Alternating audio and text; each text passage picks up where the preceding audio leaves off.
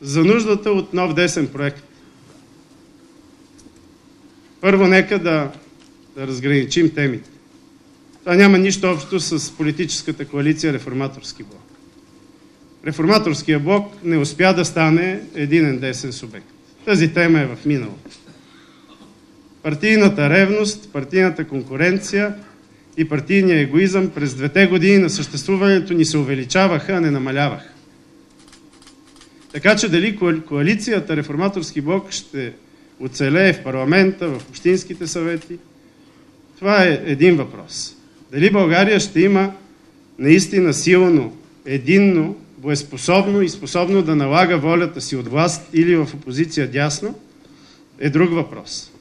Това е въпрос, на който сега трябва да започнем да даваме отговор. С много ясна идеология, с много ясна и стегната организация. На второ място да разсея всякакви съмнения, че това означава закриване на демократия силна България. Нищо по-глупаво не може да ми дойде на ума от това да закриеш здравото ядро, да ритнеш краягълния камък, да го захвърлиш някъде и след това да кажеш, аз ще строя къща. Припомням, че първата година е тази, в която се правят реформи. Оттам нататък те могат да се закрепват, да се стабилизират, да се продължават. Но големите крачки винаги българското управление се правят през първата година. Можем да констатираме, че според тези цели на управлението, големи крачки бяха направени единствено в 3 сфери. В здравеопазването, във външните работи и в отбраната. Там целите на управлението за първата година бяха постигнати. Във всички други сфери те не бяха постигнати. Особено съществено е неуспешното реформиране на администрацията, социалните системи и умишления към края на 2015 година провал в борбата с мафията в правосъдието и с службите. България има 4 сфери на дълбок институционален провал. Правосъдието, службите, публичната администрация и обществените поръчки. В 3 от тези 4 сфери, да не кажа и в 4-те, крайната равносметка на едногодишно управление е негативна. Всичко това дава краен резултат, с който се сблъсква всеки български граждан.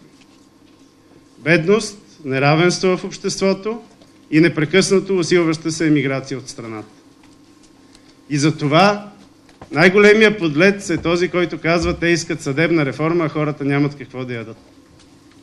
Да, хората нямат какво да ядат, защото в България няма върховенство на закона.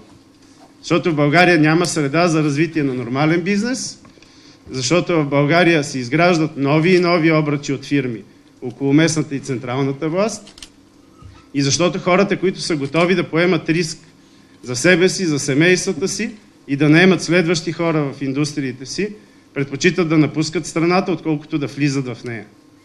България не привлича чуждестранни инвестиции, България губи български инвеститори в посока чужбина.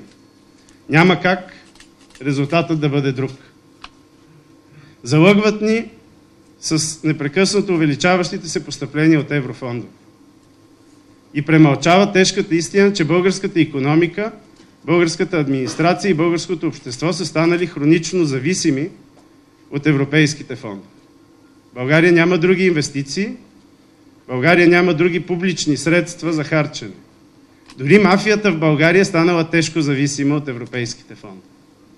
Но тук има 2 проблема, които се превръщат в проблем не на управлението, а на цялото общество.